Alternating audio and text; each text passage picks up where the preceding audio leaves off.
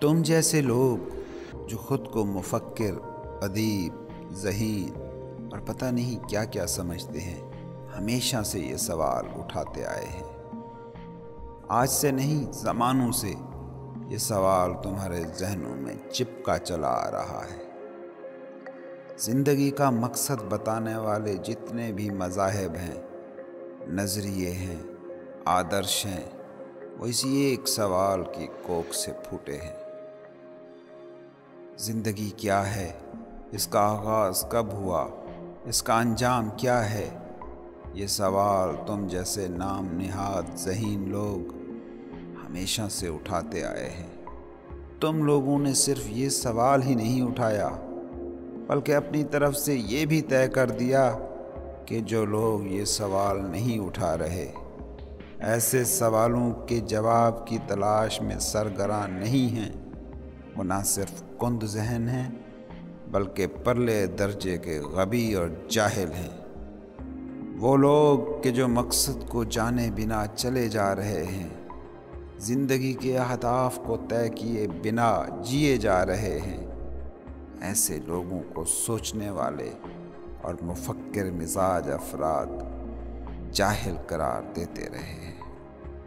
میں تمہیں ماسٹر لاؤ تسو کی بات بتاؤں تو حیرت میں ڈوب جاؤ گے، کیونکہ وہ کہتا ہے کہ جو بھی شخص زندگی کا مقصد ڈھونڈنے کی کوشش کرے گا، اس کو زندگی کا مقصد تو نہیں ملے گا، ہاں مگر زندگی ضرور اس سے کھو جائے گی۔ جس نے کسی مقصد کے لیے جینے کی کوشش کی، وہ مقصد تو پا ہی نہیں سکے گا، ہاں اس کوشش میں خود زندگی کو ضرور تہس نہس کر بیٹھے گا۔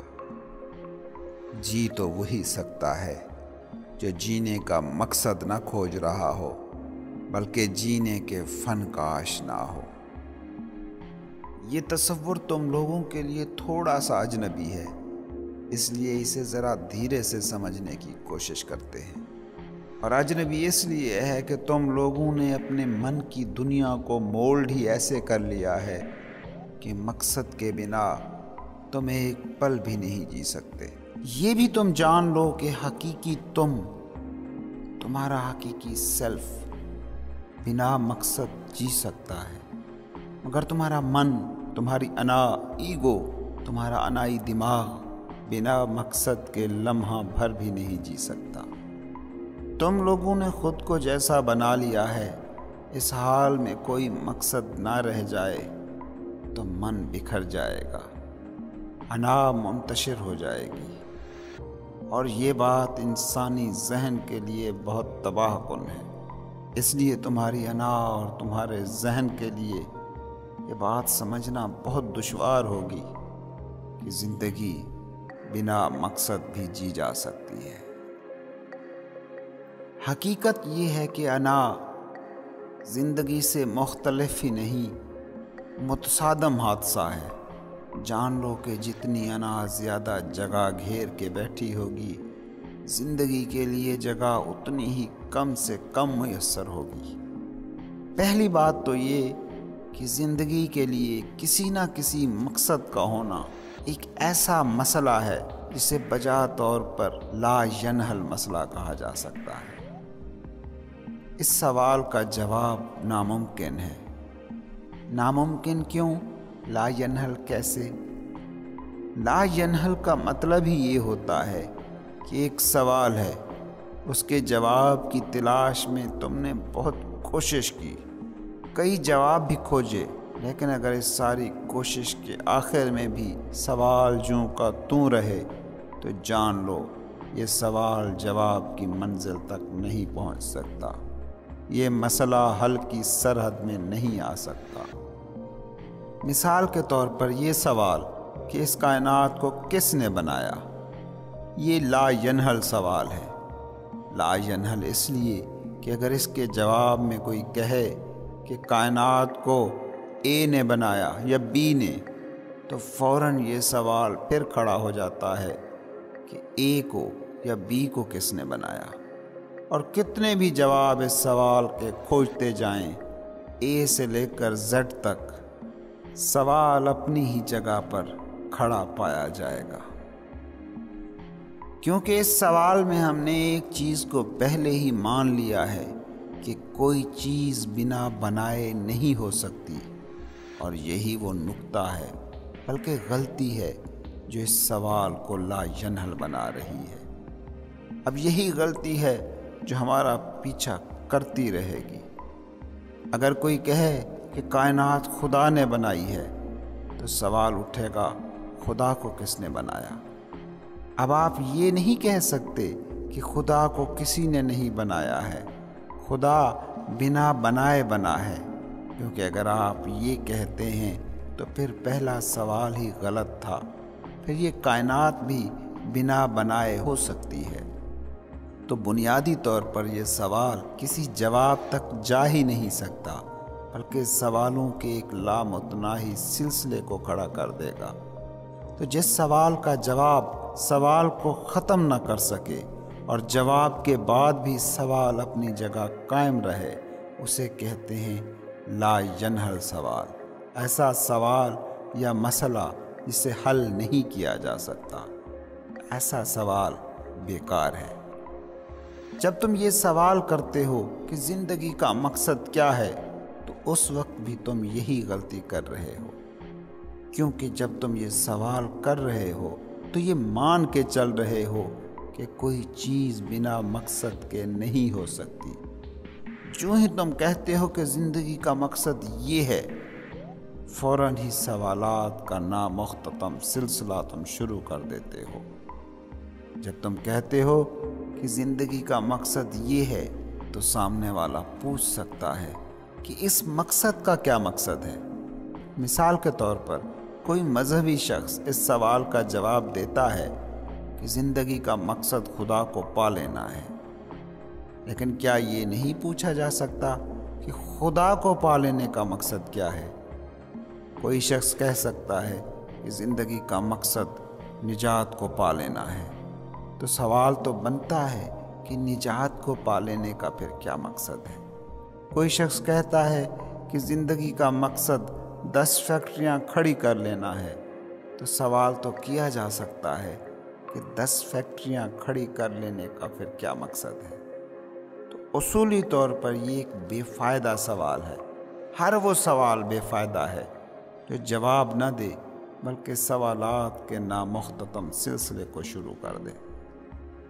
دھیان رہے کہ یہ سوچ ہی برخود غلط ہے کہ پہلے سے یہ مان لیا جائے کہ کوئی نہ کوئی جواب ہوگا جو اس سوال کو جواب کی ضرورت سے بے نیاز کر دے گا۔ زندگی کا مقصد کیا ہے؟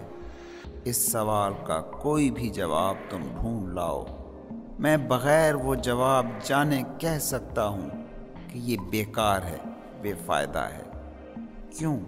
کیونکہ تم جو بھی جواب لے آئے، ایکس، وائی یا زی، فوراً پوچھا جا سکتا ہے کہ ایکس، وائی یا زی کا مقصد پھر کیا ہے؟ تمہارا جواب بیکار ہے۔ اس بات کو جاننے کے لیے تمہارے جواب کا جاننا بھی میرے لیے ضروری نہیں ہے، کیونکہ یہ سوال ہی غلط ہے۔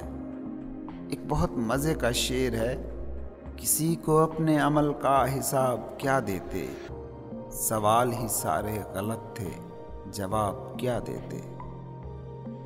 وجہ بس یہی ہے کہ اس سوال کا جو بھی جواب تم لے آؤ، سوال اپنی جگہ موجود رہے گا۔ جس سوال کے جواب کے بعد بھی سوالیہ نشان ختم نہ ہو، وہ سوال بیکار نہیں تو اور کیا ہے۔ لیکن تم لوگوں کی دنیا میں سب الٹا ہی ہوتا ہے۔ تم لوگ جسے ذہین کہتے ہو، ادیب کہتے ہو، فطین کہتے ہو، عالم کہتے ہو، وہ ہمیشہ لوگوں کو یہی کہتا ہوا پایا جائے گا کہ بیکار مت جیو، زندگی کا کوئی نہ کوئی مقصد ڈھونڈو، کسی چیز کے لیے جیو، کسی آدرش کے لیے جیو، دیس کے لیے جیو، مذہب کے لیے جیو، سروس خدمت کے لیے جیو، سچ کے لیے جیو، خدا کے لیے جیو۔ جو ایک بات یہ تم لوگوں کو نہیں بتائیں گے، بلکہ بتانے کے اہل ہی نہیں، وہ یہ ہے کہ جیون کے لیے جیو، زندگی کے لیے جیو۔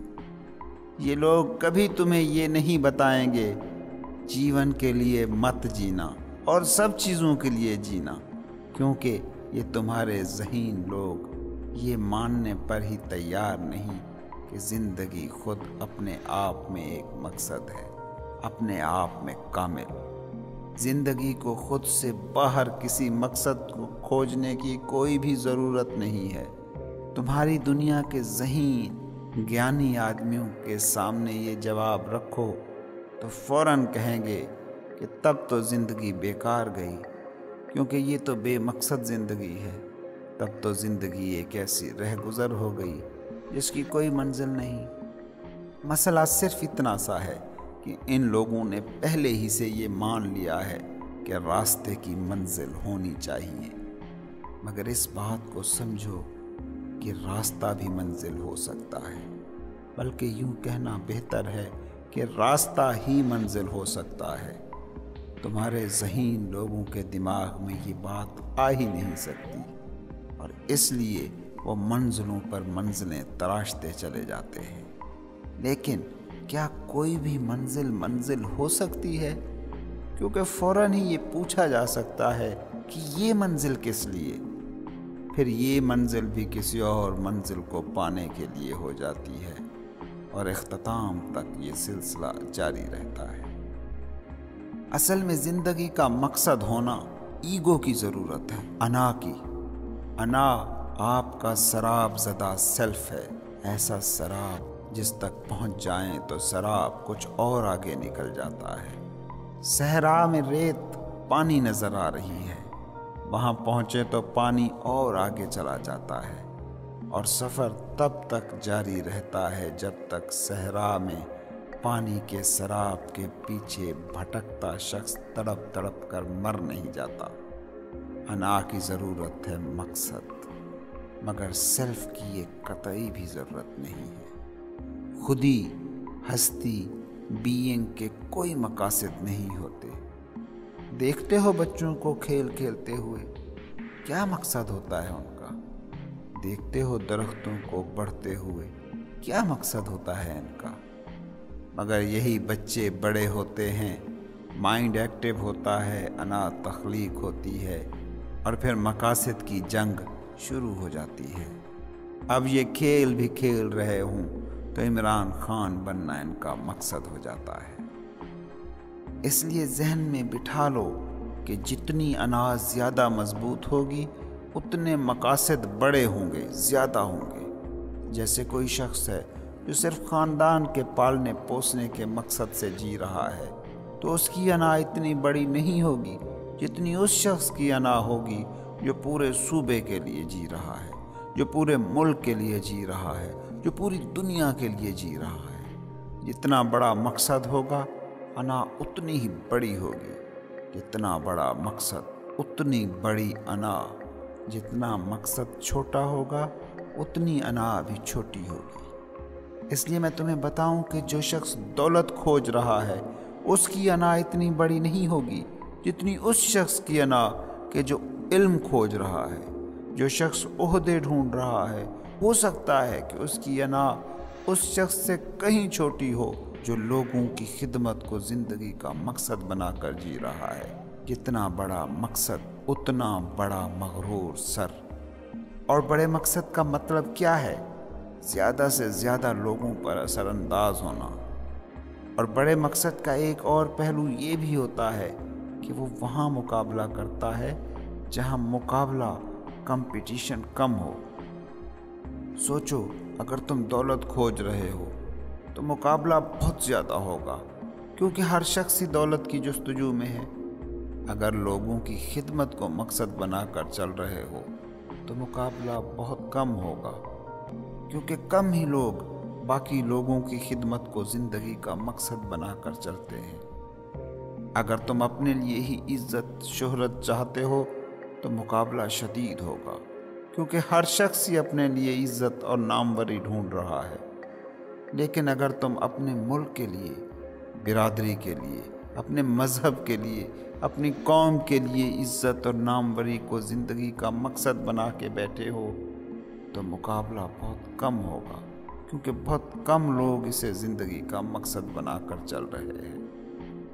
اب مقابلہ دوسری ریاستوں سے ہوگا، دوسری قوم سے، دوسرے مذاہب سے ہوگا۔ تمہارے ملک میں، تمہاری برادری میں، تمہارے ہم مذہبوں میں کوئی تمہارے مقابل نہ ہوگا، اور جتنا لوگوں کا مقابلہ کم ہوگا، انا کو اتنا ایندھن زیادہ ملے گا، اسے اپنے اہم ہونے کا اتنا زیادہ احساس ہوگا، اتنی اس کی واہ واہ ہوگی۔ تو جتنا مقابلہ کم ہو، انا کو تند اور جسیم ہونے کا اتنا زیادہ موقع ملتا ہے۔ انا کا انداز حاکمانہ ہوتا ہے۔ انا سجیشن کی، تبلیغ کی زبان بولتی ہے۔ اسی لیے تو تم لوگ بچے کو یہ زبان سکھاتے ہو۔ بچے مقاصد سے آزاد زندگی گزارتے ہیں، مقاصد انہیں تم لوگ دیتے ہو۔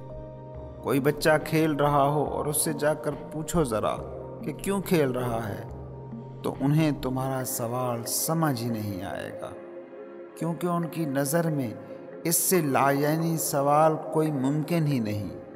کھیلنا خود اپنی ذات میں مقصد ہے۔ تم لوگ تو اپنی بنیادی نیچر کے ایسے باغی ہو کہ کوئی کھیل بھی کھیلو تو خود کے سامنے مقصد رکھ لیتے ہو کہ کس لیے کھیل رہے ہو۔ بچہ کھیل رہا ہے تو کھیلنا اپنے میں کافی ہے۔ کھیل سے باہر کوئی مقصد نہیں ہے۔ کھیلنا ہی سکون ہے، کھیل ہی مسرت ہے، کھیل ہی میں خوشی ہے۔ انہیں کھیل سے کچھ اور ملے گا وہ یہ نہیں سوچتے، انہیں کھیلنے میں ہی وہ سب مل جاتا ہے، اس لیے وہ کھیل رہے ہیں۔ ان کے لیے کھیلنا ہی ملنا ہے، کھیلنا ہی مقصد بھی ہے، کوشش بھی۔ لیکن تم لوگوں کی دنیا ایسی ہے کہ ایسا بچہ زندگی کے کھیل کے قابل تصور ہی نہیں کیا جاتا، اس لیے تم اسے کھیل سے باہر لانے کی کوشش میں جت جاتے ہو۔ تم اسے پڑھاؤ گے اس لیے نہیں کہ وہ گیانی ہو، اس لیے پڑھنا کہ کل اسے نوکری مل سکے، اس لیے پڑھنا کہ کل دولت کما سکے۔ تم اسے کھیل کی اس دنیا سے باہر کھینچ لاتے ہو جہاں مقصد ہمیشہ لمحے موجود میں ہوتا ہے، اور ایسی دنیا میں پہنچا دیتے ہو جہاں مقصد ہمیشہ کل ہوتا ہے اور کام آج، جہاں ایکشن اور نتیجہ الگ ہو جاتے ہیں۔ کل یہی بچہ ڈاکٹری پڑھے گا یا انجینئرنگ پڑھے گا تو یہ نہیں کہے گا کہ میں اسے پڑھنے میں مزہ لے رہا ہوں، وہ کہے گا کہ جھیل رہا ہوں، کشٹ ہے جو سہ رہا ہوں، لیکن کل میں امید ہے کہ اس پڑھائی سے کوئی نوکری ملے گی، پیسہ آئے گا تو لطف ملے گا، خوشی ملے گی۔ وہ صرف امتحان کی تیاری کے لیے پڑھے گا، کیونکہ یہ سوچ کے بیٹھا ہے کہ امتحان کے اس پار جیون کی جنگاہ میں اتروں گا تو آسانیاں ہوں گی۔ تم لوگوں کی بس یہی کوشش رہتی ہے کہ ہر بچے کو لمحے حال میں زندہ رہنے کی لذت سے نکال کے مستقبل کے لیے جینے کی کلفت میں جھونک سکو۔ تمہاری تعلیم اور تعلیمی نظام کی بنیادیں اسی پر تو کھڑی ہیں، اور تم لوگوں نے یہ مان لیا ہے کہ یہ مجبوری ہے، کرنا ہی پڑے گا۔ اور ایسا سسٹم تم لوگوں نے کھڑا کر دیا ہے کہ اگر کوئی بچہ اس طرز پر نہ جیے، اس طریقے پر نہ چلے تو وہ سماج کا حصہ ہی نہیں بن سکتا، اور شاید وہ خود کو بچا بھی نہ پائے گا۔ اور یہ جو بچنے کا سارا کھیل چل رہا ہے وہ اس میں ہار ہی جائے گا، ٹوٹ جائے گا۔ اس سٹرکچر میں وہ بچ نہیں سکے گا، اس لیے اسے اس دلدل میں کھنچنا ہی پڑتا ہے۔ یہ جو سروائیول کے لیے، بچنے کے لیے تم نے دنیا کو جنگاہ بنا دیا ہے، اس میں وہ کھڑا نہ ہو پائے گا۔ عیسیٰ علیہ السلام نے اپنے حواریوں کو کہا، کیوں تم روٹی کی فکر کرتے ہو؟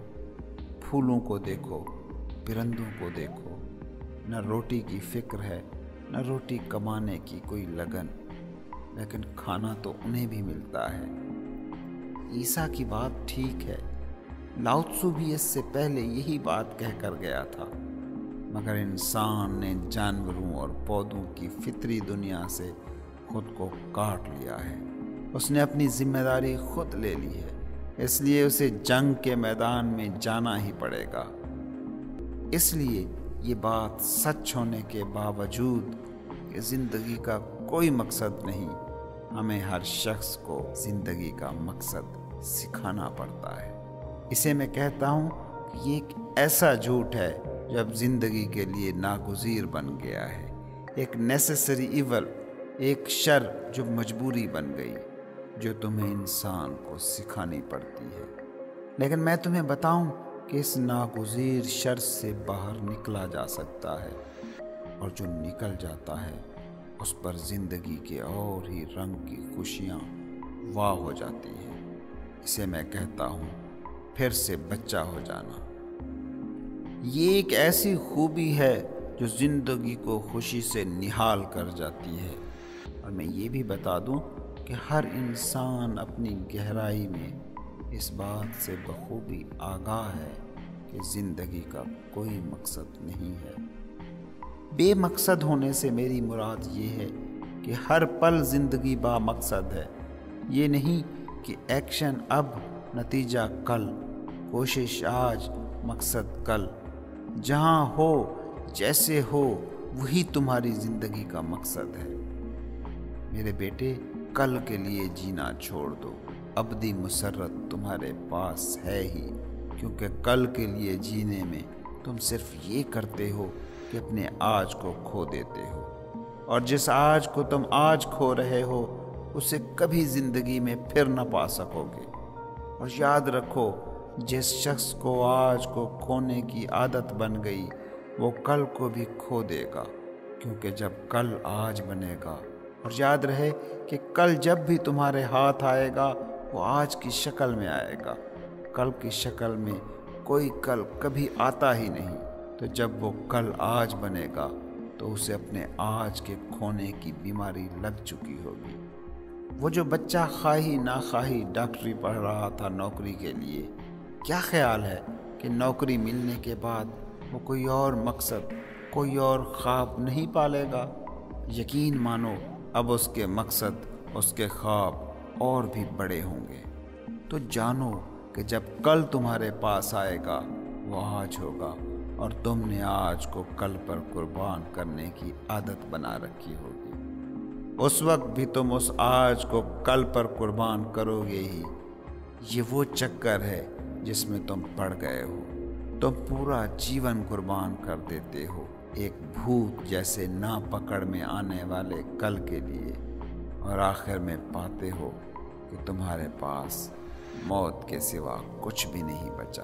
تم سب اپنی زندگی کو ایسے ہی کھوتے ہو، جسے تم آج کہہ رہے ہو، یہ بھی کل تھا۔ تم نے کل اپنا آج کھویا تھا آج کے لیے، اور آج کھو رہے ہو اگلے کل کے لیے۔ حساب لگا کر دیکھو نا ذرا، ایسا ہے کہ نہیں؟ تم کل کے کل کو بھی کھو گے کسی اور آگے کے کل کے لیے، اور ایسے تم وقت کو کھوتے جاؤ گے اس وقت تک کہ جب تک یہ نہ پالو کہ تمہارے دامن میں خواہشوں کی راکھ کے سوا کچھ بھی نہیں بچا۔ مقصد تو کوئی پورا ہوتا نہیں، ہاں جیون ضرور کھو جاتا ہے۔ تمہیں ایک پل کے علاوہ کچھ بھی دستیاب نہیں ہے۔ کبھی کائنات میں کسی کو بھی دو پل ایک ساتھ نہیں ملتے، ہمیشہ ایک پل ملتا ہے۔ یہ پل موجودہ پل، لمحہ موجود، اور وہ ایک پل بھی کوئی ٹھوس چیز نہیں بلکہ ایک دوڑتی بھاگتی ہوئی عارضی سی سرگرمی ہے، بہت ہی عارضی سی، ہاتھ میں آتا نہیں کہ چھوٹ جاتا ہے۔ لاؤ سے کہتا ہے کہ اس پل سے تم ایک پل کے لیے غافل ہوئے تو زندگی سے محروم ہو جاؤ گے۔ اس پل میں کسی کل کا خواب بنو گے تو وہ زندہ پل مردہ پل میں ڈھل جائے گا۔ اب اس سے کوئی فرق نہیں پڑتا کہ وہ پل تم نے اسی دنیا میں کوئی محل کھڑا کرنے کے خواب میں گزارا یا کسی اور دنیا میں محل کھڑا کرنے کے خواب میں گنوایا۔ اسی لیے تو بابے کہتے ہیں، جو دم غافل وہ دم کافر۔ یاد رکھو میرے بیٹے، کل کی خواہش میں آج کا بیتنا زہر ہے۔ क्योंकि आज को, इस पल को, जिस पल में जिंदगी है, वो इसको मार देती है। सोचो, क्या इस पल को इस पल में नहीं जिया जा सकता? क्यों ये इतना भारी पत्थर हो गया कि तुम इसे उठाने से ही कासिर हो?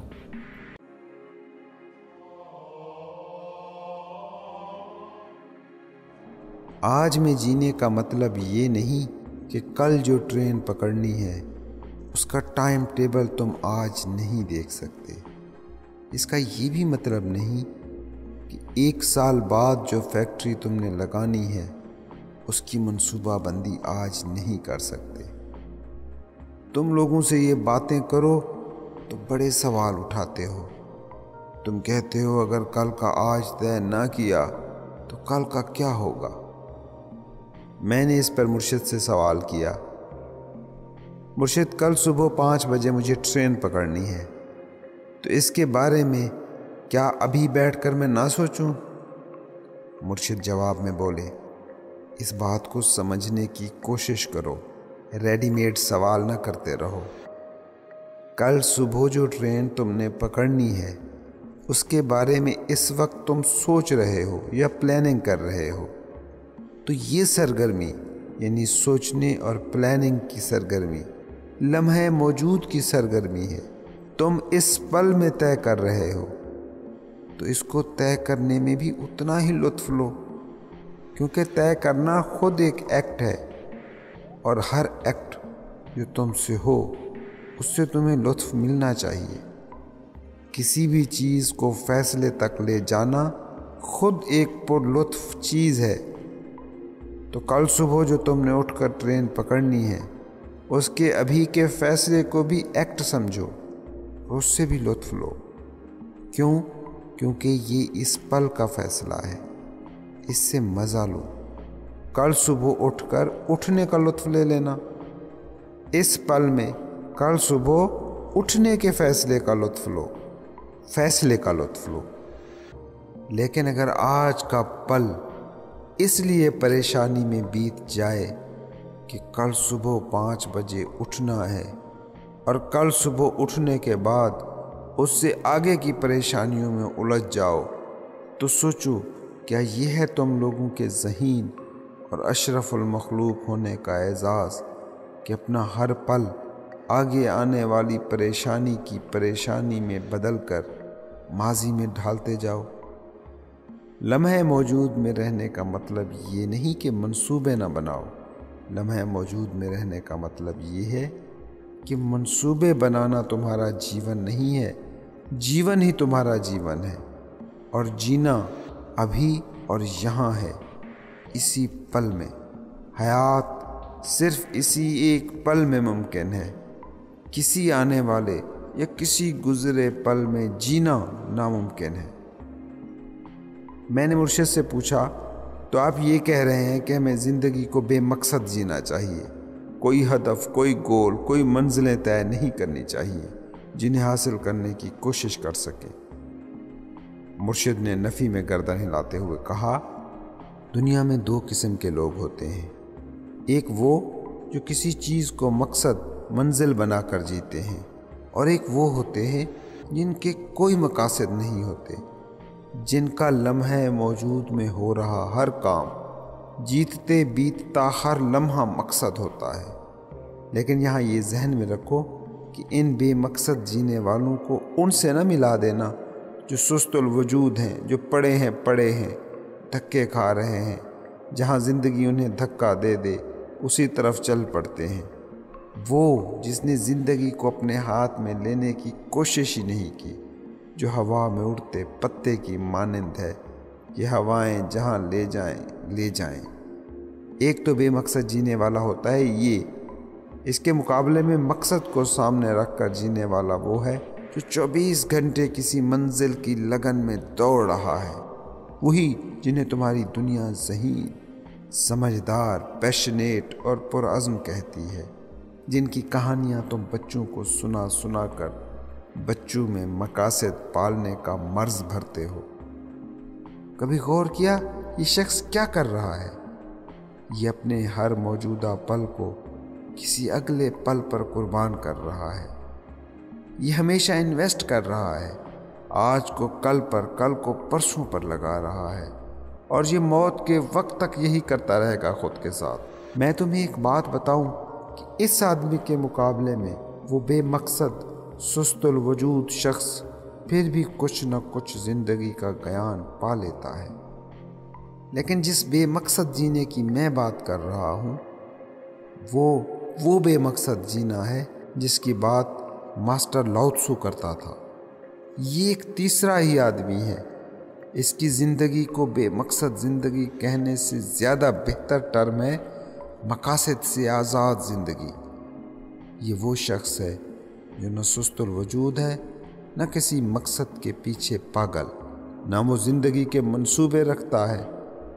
وہ دوڑتا ہے، مگر دوڑ کو جیتنے کے لیے نہیں دوڑتا کہ وہ ہر قدم کا مزہ لینے کے لیے دوڑتا ہے۔ اس کی دوڑ کسی مقصد، کسی منزل تک پہنچنے کے لیے نہیں، بلکہ خود وہ دوڑ ہی اس کا مقصد ہے۔ اس تیسری قسم کے آدمی کو کبھی ناکامی نہیں مل سکتی، یہ کبھی فرسٹریشن کا شکار نہیں ہو سکتا، کیونکہ یہ کبھی کوئی توقع ہی نہیں باندھتا۔ یہ اپنے ہر پل کو پوری طاقت کے ساتھ جیتا ہے۔ یہ وہ شخص ہے جو زندگی کے ہر پل کا رس نچوڑ لیتا ہے۔ ایسا آدمی زندگی کے کسی بھی موڑ پر یہ نہیں کہے گا کہ میری زندگی بیکار گئی، میں کہیں پہنچ نہیں پایا۔ یہ اس کا مسئلہ ہی نہیں، کیونکہ اس نے کبھی کہیں پہنچنے کی کوشش ہی نہیں کی۔ یہ وہ آدمی ہے جو بستر مرگ پر کہتا ہے کہ میں نے زندگی کا پل پل جی لیا۔ یہی وہ آدمی ہے جو موت کو بھی ہنستے ہنستے گلے سے لگا لے گا۔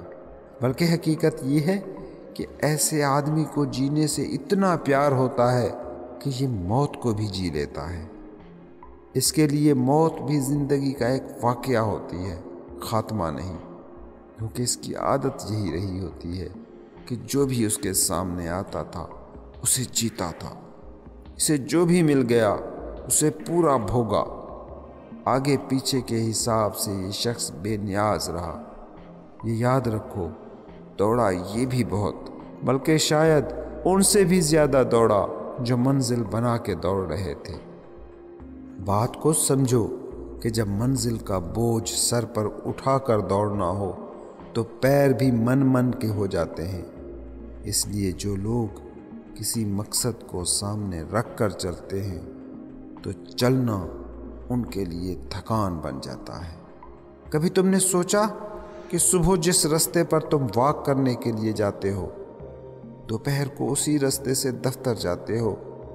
پیر بھی وہی ہوتے ہیں، راستہ بھی وہی ہوتا ہے، فلک بھی وہی ہوتا ہے، زمین بھی، لینڈسکیپ بھی، اور پورا منظرنامہ، لیکن صبح چال اور ہوتی ہے، دفتر جاتے ہوئے دوپہر کو تمہاری چال اور۔ کیا فرق ہے؟ سب کچھ وہی ہے، تو فیلنگز کیوں بدلی ہوئی ہیں؟ بس ایک فرق ہے کہ اب کہیں پہنچنا ہے۔ صبح واک کرنے کے لیے گئے تھے تو کہیں پہنچنا نہیں تھا، چلنا ہی کافی تھا۔ اور مزے کی بات بتاؤں کہ کچھ لوگ ایسے ہوتے ہیں کہ جو صبح کی واک کو بھی بوجھل بنانے کی صلاحیت رکھتے ہیں۔ یہ وہ لوگ ہیں جنہوں نے ٹائم ٹیبل کو فالو کرنا ہوتا ہے، جنہیں 5 بجے صبح سے 6 بجے صبح تک واک کرنی ہی کرنی ہوتی ہے۔ یہ لوگ واک سے بھی تھک جاتے ہیں۔ کیوں؟ کیونکہ ان کے 5 بجے کو 6 بجے تک پہنچنے کی منزل کو پانا ہوتا ہے۔ ان کی واک بھی دفتر پہنچنے جیسی ڈیوٹی بن جاتی ہے۔ ایسا شخص واک سے لوٹے گا تو ٹائم ٹیبل کو ٹک کر کے کہے گا کہ چلو ایک کام سے چھٹکارا ملا، ایک کام پورا ہوا۔ ذہن میں رکھو کہ جہاں مقصد ہے، کہیں پہنچنا ہے، وہاں بوجھ لازم ہوتا ہے، اور جب مقصد کہیں پہنچنا نہ ہو بلکہ چلنا ہی خود مقصد ہو، اس چلنے کا بوجھ نہیں ہوتا۔ تم زندگی کو نہیں دیکھتے کہ جو بھی کم بوجھ لیے چل رہا ہو اس کے سکھی ہونے کا امکان اتنا ہی زیادہ ہوتا ہے اور جتنا زیادہ بوجھ لے کر کوئی چل رہا ہوگا اتنا زندگی اس کے لیے بوجھل ہوگی۔ زندگی ایسے ہو جاتی ہے کہ بس کسی طرح گزارنی ہے، مگر تم لوگوں کا المیہ ہے کہ تم کسی بھی شعبے میں جاؤ، کسی بھی ریس میں دوڑو، کوئی بھی کام کرو، اس میں فوراً سے پہلے مقصد بنا لیتے ہو۔ تمہارا ذہن مقاصد کے بوجھ سے ہر دم بوجھل ہے۔ زندگی تمہارے دماغ کے باکس تک محدود ہو کر رہ گئی ہے۔ ماسٹر لاؤ تسو کہتا تھا کہ یہ پوری زندگی ایک کھیل ہے، لیکن تم وہ لوگ ہو کہ کھیل جیسی بے مقصد چیز میں بھی مقصد ڈھونڈ لیتے ہو۔ کبھی غور کرو، کوئی کھیل بھی جب تم کھیل رہے ہوتے ہو تو چہرے پر جو تناؤ ہوتا ہے، جو کھنچاؤ ہوتا ہے، وہ بالکل وہی ہوتا ہے جو کام کے دوران تمہارے چہروں پر رہتا ہے۔ دیکھا نہیں کہ دو لوگ تاش تک کھیلنے بیٹھے تو تاش سے انہیں مزہ نہیں آتا جب تک کچھ روپے اس پر شرط نہ لگا لیں۔ کیونکہ شرط لگاتے ہی کھیل کام بن جاتا ہے۔ کھیل میں پیسے کے آتے ہی کھیل میں مقصد آ جاتا ہے۔ چاہے کوئی کروڑ پتی ہی کیوں نہ ہو، وہ 10 روپے کی شرط لگا کر تاش میں بھی مقصد ڈھونڈ لے گا۔ 10 روپے جیت کر اسے کچھ ملے گا نہیں، لیکن اس نے خود کو اس خیال سے راحت دے لی کہ اب کھیل میں بھی کوئی مقصد ہے۔ جیسے ہی کھیل میں پیسہ آتا ہے تو اس وقت ہی تمہارے کھیل میں بھی جان آ جاتی ہے۔ تم لوگوں کے لیے کھیل میں بھی لطف نہیں، 10 روپے نے آ کر کھیل میں جان ڈال دی۔ سوچو، روپیہ تمہاری روح کے خلیے میں کس حد تک رچ بس چکا ہے کہ اسے کھیل میں بھی نہ ڈالو تو کھیل بیکار۔ تم وہ لوگ ہو جو چاہتے ہو کہ ہر چیز دھندا بن جائے، ہر چیز کام بن جائے، ہر چیز میں مقصد ہو۔ کبھی غور کیا کہ مقصد آخر ہے کیا چیز؟ مقصد کا بس اتنا سا مطلب ہے کہ ہر کام کسی اور چیز کے لیے کیا جا رہا ہو، وہ کام بس اسی کام کے لیے نہ ہو۔ مزہ تو اس چیز کے پانے میں ہے جس چیز کے پانے کے لیے یہ کام کر رہے ہو۔ یہ کام تو محض مجبوری ہے۔ تم وہ لوگ ہو جو کتاب کو بھی پڑھتے ہو اس لیے کہ ڈاکٹر، انجینئر، CSP افسر بن سکو۔ فرض کرو کہ تمہیں بنا کتابیں پڑھے یہ عہدے، یہ نوکریاں مل جائیں تو تم کتاب کو بھی ہاتھ نہ لگاؤ۔ تمہیں لطف کتاب میں نہیں، اس میں موجود علم میں نہیں ملتا، بلکہ اس چیز سے ملتا ہے جو وہ علم حاصل کرنے کے بعد تمہیں ملے گی۔ اور کیونکہ تم لوگوں نے سوچ لیا ہے کہ بنا کام کیے مقصد نہیں ملتا، اس لیے تم ہر کام کو مقصد سے جوڑ دیتے ہو۔ تم وہ لوگ ہو کہ محبت کو بھی کام بنا سکتے ہو۔ ماں اپنے بیٹے کی خدمت کر رہی ہو تو اس کو بھی مقصد کا روپ دے لیتی ہے، اسے بھی ذمہ داری بنا دیتی ہے۔ شوہر اپنی بیوی کے لیے نوکری کر رہا ہو تو اس کو بھی ذمہ داری سمجھ رہا ہوتا ہے۔ سنتے نہیں ہو لوگوں کے ڈائیلاگ، بال بچے ہیں، گھر کی ذمہ داری ہے، اسے نبھانا ہے۔ لیکن کبھی خود سے پوچھو کہ اگر کوئی ذمہ داری ہے جس کو نبھانا ہے تو آخر گھر ہے کہاں؟ گھر، جان لو، یہ گھر نہیں ہے، دکان ہے۔ گھر کا تو مطلب ہی سکون ہے۔ اگر شوہر اس لیے کام کر رہا ہے کہ ایک بیوی ہے جسے پالنا ہے تو یہ ذمہ داری ہے۔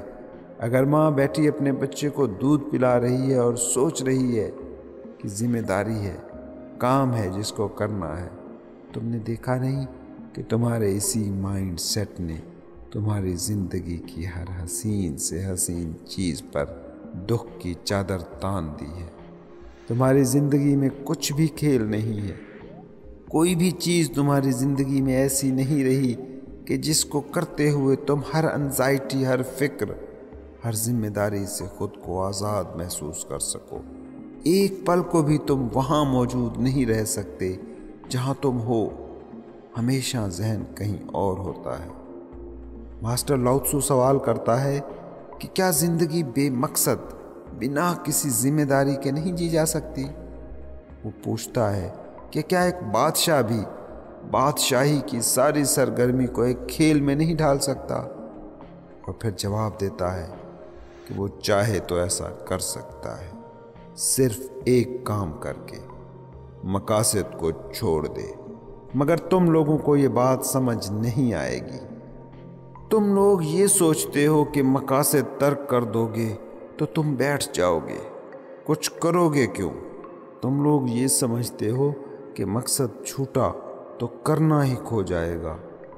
लेकिन गौर करो, तुम ह्यूमन डूइंग नहीं हो, तुम ह्यूमन बीइंग हो। तुम सोचते हो कि मकसद ना हुआ तो तुम कुछ करोगे नहीं, क्योंकि तुमने सारी जिंदगी बिताई ही ऐसे है कि कभी कुछ बेमकसद किया ही नहीं। तुम्हें आज एक राज बता देता हूँ, इसे समझ गए तो जिंदगी बदल जाएगी। तुम बिना किसी मकसद के जो पल जियोगे, वही पल तुम्हारी जिंदगी के वो पल हैं जो जिंदा हैं, जो राहत और मुसर्रत से भरे हैं। कोई शख्स है जो दरिया किनारे खड़ा है और सनसेट का मज़ा ले रहा है। अचानक उसने देखा कि कोई शख्स है जो दरिया में डूब रहा है, और अचानक ही उसको बचाने के लिए उसने छलांग लगा दी। ना सोचा उसका मकसद क्या है, ना सोचा कि जिसको बचाने जा रहा हूँ ये कौन है, हिंदू है या मुसलमान है, अपना है या पराया, कल को काम आएगा कि नहीं, बस छलांग लगा दी। ऐसे शख्स को एक झलक मिल सकती है बेमकसद कुछ करने की लज्जत की। मगर इसके मुकाबले में डॉक्टर रोज़ लोगों की जानें बचाता है, लेकिन वो राहत, वो लज्जत, वो पीसफुलनेस उसे नहीं मिलती। क्यों? क्योंकि उसके एक्शन पर जिम्मेदारी का बोझ लदा है। डूबते को बचाने के लिए दरिया में कूदने वाले ने सिर्फ एक जिंदगी बचाई, मगर उसे राहत मिली। क्यों? क्योंकि उसके एक्शन पर मकसद की सिल नहीं रखी थी। ये एक सादा सा राज है, मगर तुम्हें समझ नहीं आएगा। तुम लोगों ने तो जो समाज तामीर कर लिया है, उसमें तुम्हारी हालत ये है कि अगर बिलफर्ज डूबते को बचाने वाले तुम होते और उसे बचा लेते, तो इससे मिलने वाली राहत से लुत्फ लेने की बजाय इस लुत्फ को गारत करने पर तुल जाते।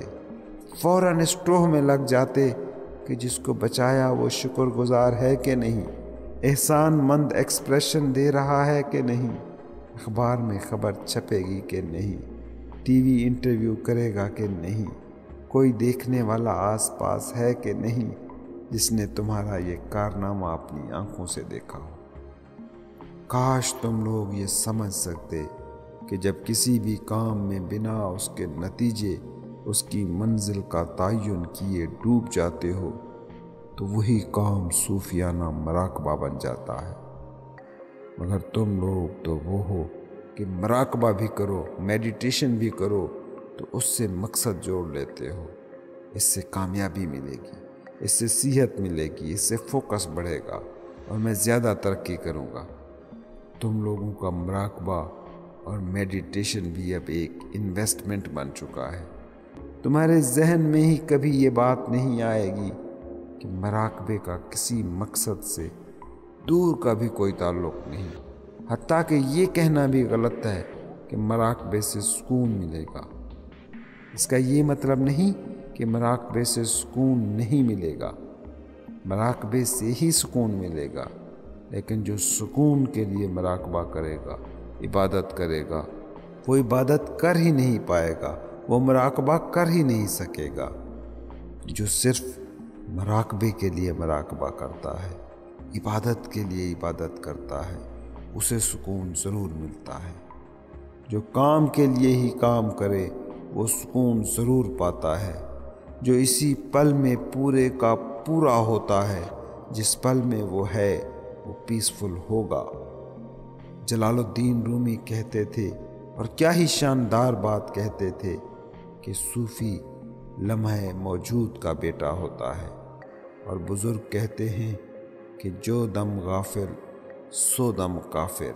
وہ سانس جو اگلی سانس کے خیال میں گزری وہ سانس ہی نہیں، وہ پل جو کسی اگلے یا گزرے پل میں پھنس گیا وہ پل تم جیے ہی نہیں، جو اپنے ایکشن میں کامل ہے، جس کا ایکشن مقصد سے پاک ہے، جس کا ہر فعل اپنے آپ میں مکمل ہے، کوئی ذمہ داری نہیں، اس کی پوری زندگی مراقبہ ہے، اس کی پوری زندگی عبادت ہے۔ میں نے کہا، مرشد، بے مقصد بنا ذمہ داری کے جینا مجھے تو مشکل محسوس ہوتا ہے۔ آپ کوئی ایسا راستہ بتا سکتے ہیں کہ میں پرپز لیس لائف گزارنے کے قابل ہو جاؤں اور بالفرض میں بنا کسی مقصد زندگی کو جینا شروع کر دوں؟ اس سے مجھے ملے گا کیا؟ 3 باتیں اس سلسلے میں سمجھ لو۔ پہلی بات، زندگی خود اپنی ذات میں مقصد ہے۔ زندگی کو زندگی بننے کے لیے مزید کسی بھی قسم کے مقصد کی ضرورت تو ہرگز بھی نہیں ہے۔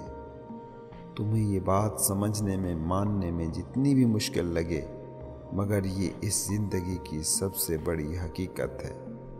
تمہارا یہ سوچنا ہی غلط ہے کہ کس لیے جیے، صحیح سوچنا یہ ہے کہ کیسے جیے۔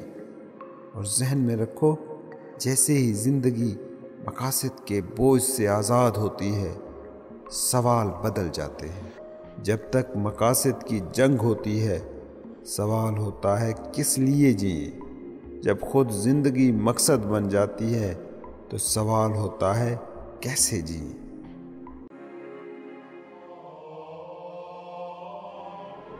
کبھی زندگی سے یہ سوال نہ کرو کہ کس لیے۔ زندگی سے سوال پوچھنا ہے تو پوچھو کیسے۔ میرے بیٹے، کیسے کس لیے سے کہیں بڑا سوال ہے۔ کیسے مراقبہ عبادت کو جنم دیتا ہے، کیسے فزکس کا جنم داتا ہے۔ جب تمہارا سوال یہ ہو جائے کہ کس لیے جیے، تو اس سے جنم لیتی ہے میٹا فزکس، ایک ایسی خیالی دنیا کہ جہاں جواب ہزاروں، جواب دینے والے لاکھوں، مگر سوال پھر بھی لا ینحل۔ جہاں جواب دینے والے تک کو پتہ نہیں ہوتا کہ وہ کیا کہہ رہا ہے، بس طوطے کی طرح رٹی رٹائی باتیں جپ رہے ہوتے ہیں۔ جب تم کہتے ہو کس لیے جیے، تو جواب بھی پھر ایسے ہی ملتے ہیں، موت کے بعد نروان کے لیے، اس پار کی زندگی کی نجات کے لیے، اس زندگی کے بعد ملنے والے خدا، بھگوان، گاڈ کے لیے، اس زندگی کے پار جنت، سورگ کے لیے۔ مرکزی نقطہ ایک ہی کہ نجات اس زندگی میں ناممکن ہے، اس زندگی کے پار نجات ہے۔ مگر غور سے دیکھو کہ جب تم یہ سوال اٹھاتے ہو کہ کس لیے جیے، تو جو بھی جواب ملتے ہیں وہ سارے کے سارے اس زندگی کے بعد ہوتے ہیں۔ یہ ہوگا، وہ ہوگا، مگر اس زندگی کے بعد پھر تمہارے لیے یہاں اس دنیا میں، اس زندگی میں کچھ بھی نہیں ہوتا۔ پھر سب کچھ قبر کے بعد ہے۔ اور میں تمہیں بتا دوں کہ جس بھی شخص کے لیے قبر کی زندگی کا تصور اس کی زندگی کا سب سے بڑا تصور ہے، اس کی یہ زندگی خود ایک لمبی قبر ہے، کیونکہ ان تصورات کے بعد اس زندگی میں پانے کو، حاصل کرنے کو کچھ بھی نہیں بچا۔ کوئی بھی دلچسپی اس دنیا میں، اس زندگی میں ہونا ناممکن ہے۔ کبھی غور کیا، تاریخ انسانی نے اتنے مذاہب دیکھے، انسان کو ان سب مذاہب سے جو سب سے مین چیز ملی وہ کیا تھی؟ لائف نیگیشن، جیون بیکار ہے، زندگی تو اس پار ہے، اسے پانا ہے۔ اور جان لو کہ جنہوں نے مقصد کو زندگی کے پار کھوجا، جنہوں نے زندگی میں ہمیشہ یہی پوچھا کہ پھر اس کا مقصد کیا ہے، انہیں نروان مل بھی گیا، نجات مل بھی گئی، جنت پہنچ بھی گئے، تو یہ لوگ وہاں بھی یہ سوال کریں گے کہ اب اس کا کیا مقصد ہے۔ کیونکہ مقصد کے بنا جینا انہوں نے سیکھا ہی نہیں تھا۔ یہ جو سوال ہے نا کہ اس سے ملے گا کیا، بیسیکلی یہ ایک کرونک ڈیزیز ہے، ایک مہلک بیماری۔ یہ بیماری نہیں مٹتی، بندہ مٹ جاتا ہے۔ یہ بندہ کہیں بھی پہنچ جائے، بیماری اس کے ساتھ ہوگی۔ اب یہ دنیا میں ہے یا جنت میں، اس سے کوئی فرق نہیں پڑتا۔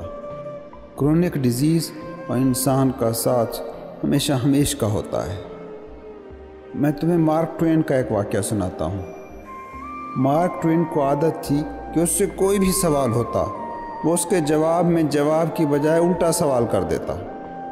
ایک بار وہ امریکی صدر سے ملنے گیا تو امریکہ کے صدر نے کہا، مارک، میں نے سنا ہے کہ تم ہر سوال کے جواب میں سوال اٹھا دیتے ہو، جواب نہیں دیتے۔ مارک ٹوین نے معصومیت سے کہا، کیا اب بھی میں ایسا ہی کر رہا ہوں؟ یہ ہے کرونک ڈیزیز۔ مارک کو بھی پتہ نہیں تھا کہ وہ امریکی صدر سے کیا کہہ رہا تھا۔ تم لوگوں کا سچ یہی ہے کہ تمہیں بیماری ہے، کرونک ڈیزیز، جس کا نام تم نے رکھا ہوا ہے مقصد۔ سوچو، زندگی میں راحت ہو، سکون ہو، خوشی ہو، تو کیا کبھی یہ سوال اٹھاتے ہو کہ یہ کس لیے ہے؟ لوگ پوچھتے ہیں، کوئی بچہ پیدا ہو اور اس کی آنکھیں نہ ہوں تو لوگ سوال اٹھاتے ہیں، کیوں؟ مگر کبھی انہوں نے یہ نہیں سوال اٹھایا کہ اتنے بچے پیدا ہوتے ہیں جو اندھے نہیں ہوتے، کیوں؟ کوئی شخص بیمار ہوتا ہے تو پوچھتا ہے کہ بیماری کیوں؟ صحت مند ہوتا ہے تو کبھی نہیں پوچھتا کہ صحت مندی کیوں؟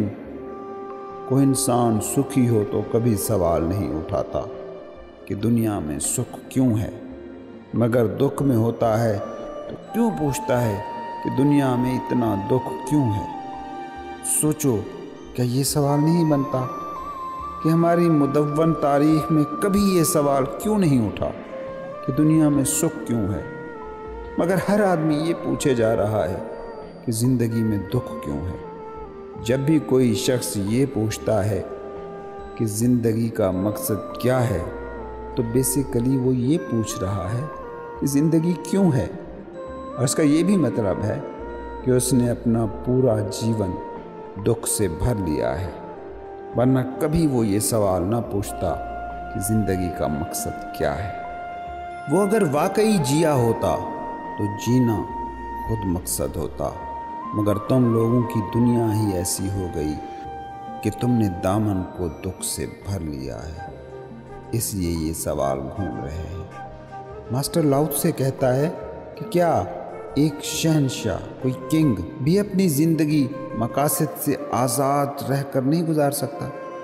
لاؤ تسو شہنشاہ کی مثال دے رہا ہے، کیونکہ تم لوگوں کے مطابق جو شخص شہنشاہ بن گیا تو اس کا مطلب یہ ہوا کہ اس کے مقاصد، اس کے گول تو اسے مل ہی گئے ہوں گے۔ ایک بھکاری تو یہ کہہ سکتا ہے کہ بنا مقصد کیسے جی سکتا ہوں، مگر ایک شہنشاہ جو ایک پورے جغرافیائی خطے کا آل ان آل ہے، وہ کیسے یہ کہہ سکتا ہے؟ بھکاری اگر کہے کہ نہ رہنے کو مکان ہے، نہ کھانے کو اناج، تو میرا تو مقصد ہے بھی مکان، میرا تو مقصد ہے پیٹ بھر اناج۔ لیکن تم لوگوں کے بادشاہ، صدر، وزیر اعظم تک مقاصد کی گٹھڑیاں لیے گھوم رہے ہیں۔ کیوں؟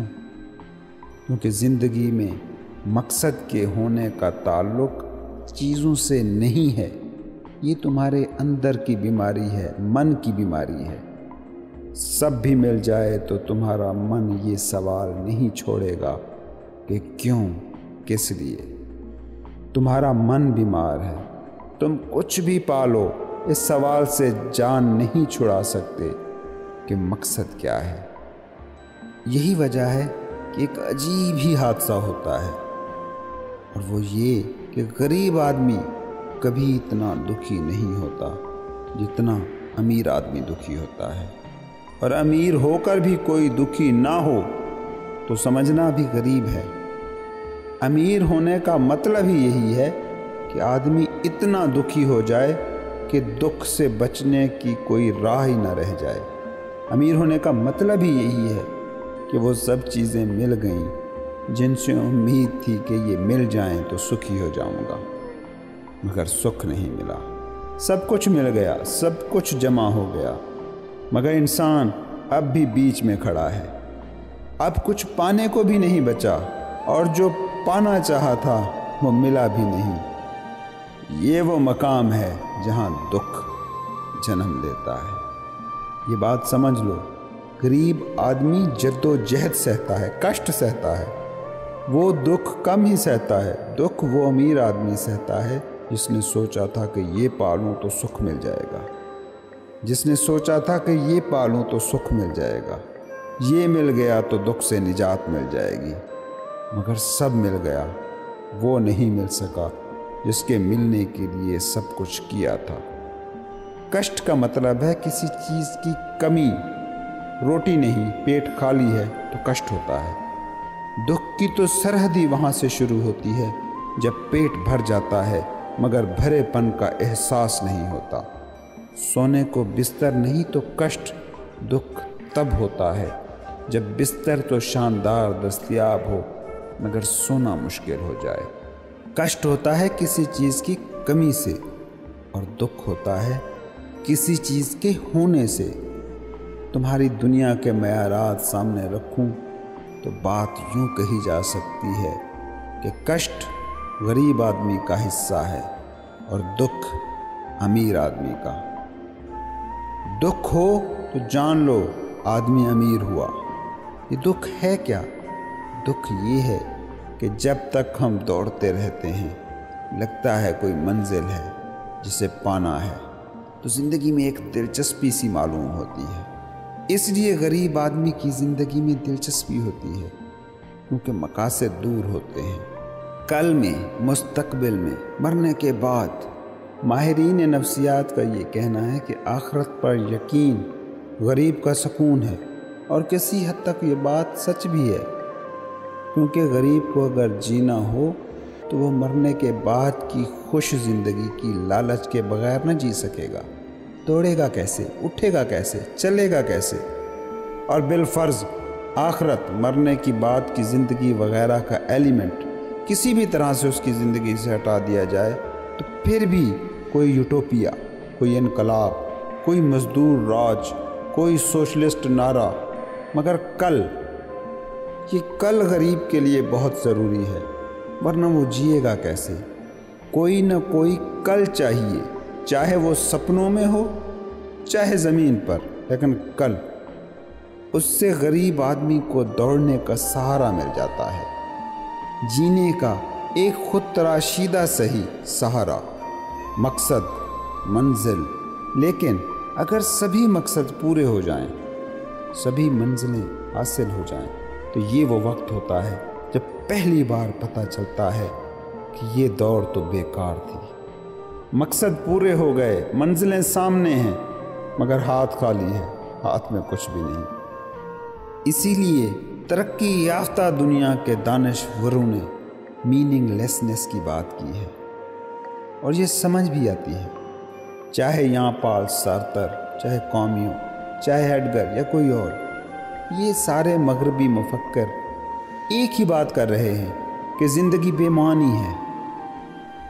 یہ میننگ لیسنس زندگی کی نہیں ہے، یہ وہ ہے جو تم لوگوں نے خود تخلیق کی ہے۔